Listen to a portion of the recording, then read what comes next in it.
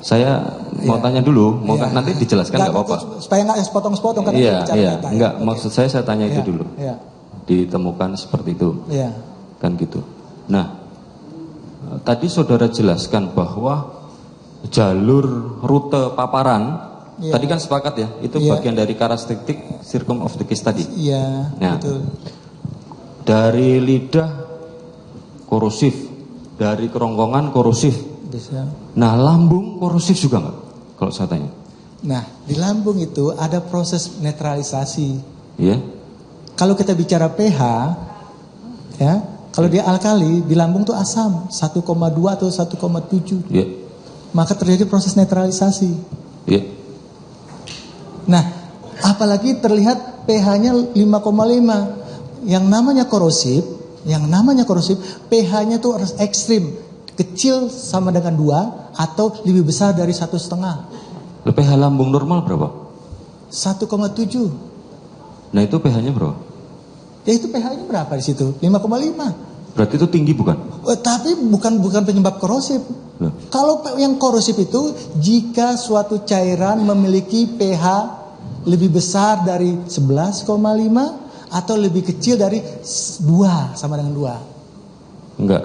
Sekarang saya coba alur pikir saudara ya. Iya. Saya tanya di lambung pH normalnya berapa? Ya pH 2. Bro? pH 2. 2. Ya, asam lambung kan kita bicara asam lambung. Iya.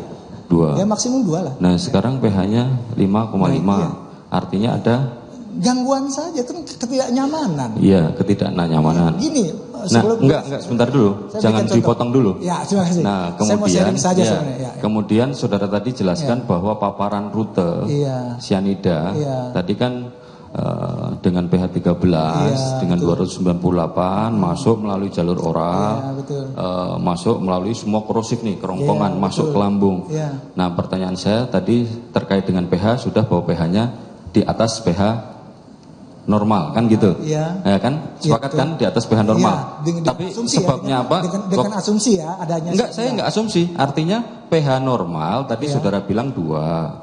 Di data itu pH-nya 5,5. Artinya ada peningkatan kan? Iya betul. Iya kan? Betul. Kalau menurut saudara tadi jelaskan alasannya apa ya nanti jelaskan. Iya betul. Tapi itu artinya ada peningkatan pH. Betul. Iya. Ya. Kemudian saya mau tanya sepengetahuan ahli tadi. Komposisi atau apa namanya bagian lambung itu dibanding kulit luar itu lebih rentan mana terhadap paparan sianida? Oh, kalau kita bicara itu prinsipnya adalah dalam kaitan dengan struktur lambung jelas beda, tetapi jaringan sama, mukosa, membran itu sama, ya. Makanya kenapa pH 2 lambung itu bisa bertahan tadi asam kan gitu. Ya. Jadi dalam hal ini bukan, maksud saya gini. Tadi dijelaskan, saya jelaskan bahwa pH-nya 13 298. Betul. Masuk semua korosif. Nah, saya jelaskan kalau di kulit itu kan ada apa namanya? korosif. Nah, mukosa, kalau mukosa. Nah, terhadap komposisi lambung itu kerentanan terhadap lambung itu menurut sepengetahuan saudara apakah dengan pH 13 dan 298 tadi menyebabkan satu hal yang korosif juga dia? Karena pH-nya 5, enggak. Bukan. Enggak gini. Tadi saya tanya di pH 13. 13 kan masuk netral. Ya 13. Netral kan? Ya, 13 298. Is okay, right? Nah, betul. Masuk korosif. Betul. Tidak ada penyerapan sama sekali. Iya, betul. Tidak ada penyerapan. Betul, nah, ini mohon penjelasan ini ya. Tidak ada penyerapan sama sekali. Karena saudara tadi bilang kalau ADME tadi bilang maunya mulainya lambung, langsung masuk ke lambung. Betul. Ya kan? Nah, di lambung itu kondisi dinding lambung lumpuh. Di lambung ada mukosa juga kan? Betul. Ada mukosa juga. Pasti. Nah, ada. Tadi mukosa di lidah korosif. Di kerongkongan ada mukosa nggak? Ada. Nah, di lambung, menurut saudara korosif tidak? Kenapa saya jawabnya 200? Tidak? Karena ketika pH 13 masuk ke lambung ternetralisir dulu, makanya pH-nya 5. pH 5 tidak akan menyebabkan. Jangan berpikir begini, oh ini masuk 13 kan 13 merusak bagian lambung. Tidak, ada asam di sana. Nah, saudara ada bahan kajian, ada visum et repertum, sudah diperiksa kan visum et repertum.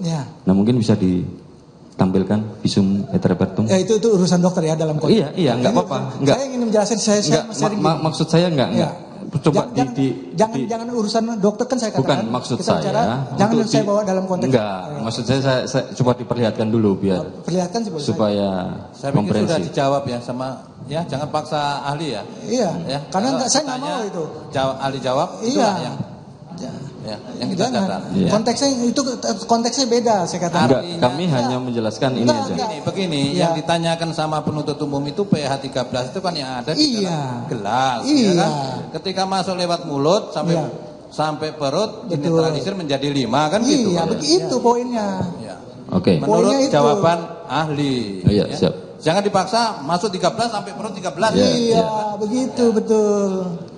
Ya, nah kemudian saya 5,5 katakanlah seperti pH 5,5 ya, pH-nya. Nah tadi masuk. Nah kemudian di zat cyanida tadi mengalami pengenceran nggak?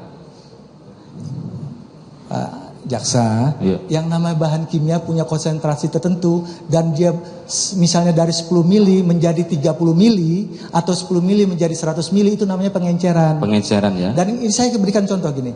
Mengapa pH 5 bisa terjadi? Asam. Ini kejadian. Jadi kalau orang mengkonsumsi air banyak, maka pH lambung bisa naik. Maka orang mual nggak enak. Makanya menurut ahli toksikologi kimia, air pun bisa jadi racun. Karena kalau pH-nya dia naik, maka dia tidak bisa mencerna. Nah, sekarang saya tambahkan, seandainya sudah, ini bukan seandainya, tapi memang ada fakta kemarin, ada 3 liter formalin sudah dimasukkan melalui jalur vena. Itu tadi sudah dijelaskan itu bagian dari pengenceran. Oh, itu kan formalin beda dia jalurnya intravena, kemudian memaksakan untuk semua cairan darah itu bisa terlindungi organ-organnya akibat bakteri. Mekanisme formalin jangan dihubungkan dengan itu. Enggak. Artinya itu kan juga setelah itu saya masuk ke situ dulu. Saya masuk ke sana. Nah, ada enggak dihubungkan di mana antara formalin dengan lambung? Yang tadi dengan lambung tadi. Enggak ada hubungan. Enggak ada hubungan. Nah, setelah tadi pengenceran, saudara di lambung pengenceran. Itu setelah proses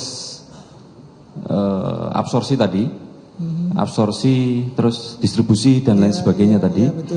Itu sianida, sianida itu terabsorpsi kemana saja?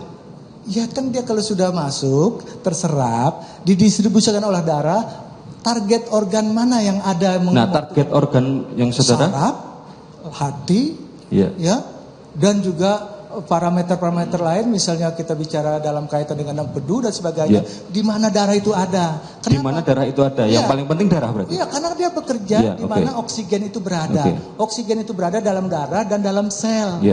Nah, kerjanya dia menghambat oksigen itu saja poinnya. Menghambat oksigen.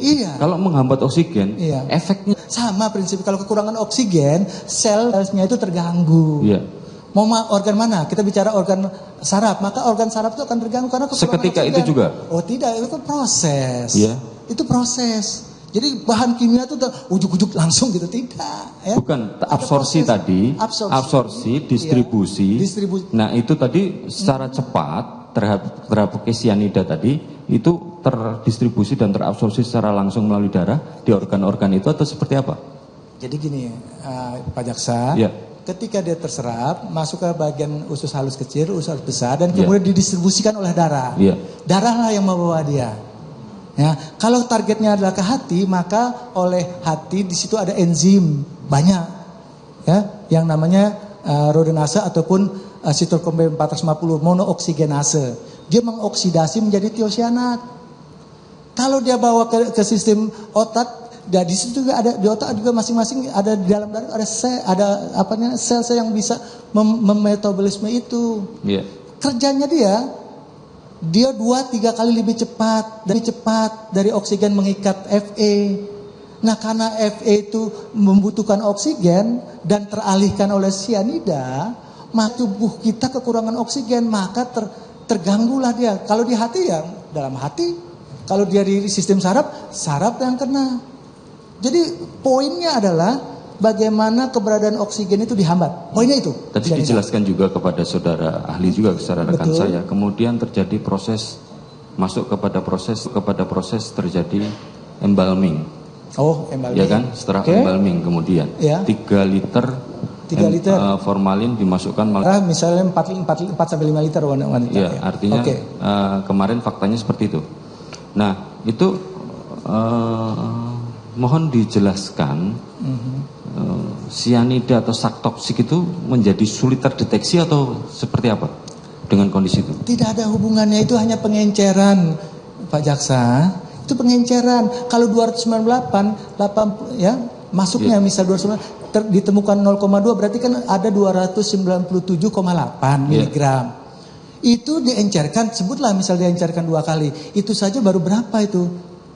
Bagi 2 saja dia 297 bagi 2 170-an sekian. Itu besar. Alat mampu mendeteksi. Mampu, saya yakinkan itu. Mampu. Saya sebagai orang kimia deteksi enggak? Oh tidak. Nah ini saya agak kebingungan. Karena saya orang awam. Saya juga belajar terhadap jurnal saudara. Saya baca ini di Indonesian Journal of Legal of Forensic Science 2008. Peran toksikologi forensik dalam mengungkap kasus keracunan dan pencemaran lingkungan. Saudara yang nulis benar? Oh, toksikologi lingkungan itu ya. Waktu bukan, ini judulnya peran toksikologi forensik dalam mengungkap kasus keracunan dan pencemaran lingkungan. Waktu pertemuan diterbitkan di Jakarta, Indonesian Journal of Legal Forensic Science 2008. Betul. Ada di halaman 38. Ini ada satu kalimat, saya dari tadi makanya bingung mengikuti saudara. Di sini saudara tulis tapi itu benar ya tulisan saudara? Coba saya ingin bacakan supaya saya clear juga ini. Peran toksikologi forensik dalam itu tapi itu benar. Ya benar, dipublikasikan di Indonesia. Pasti ada nama saya kan Pak Jaksa ya? Pasti ada nama saya. Oh ada. Makanya kan saya tanya saudara, nggak mungkin kan orang lain saya tanya saudara. Good, bagus. Kita harus pasti. Tanyanya nanti setelah Isoma ya. Terima kasih. Terima kasih. Dari sekarang. ada ini majelis satu. Ya nanti setelah jam 2 ya. Isoma dulu kita di pukul 14.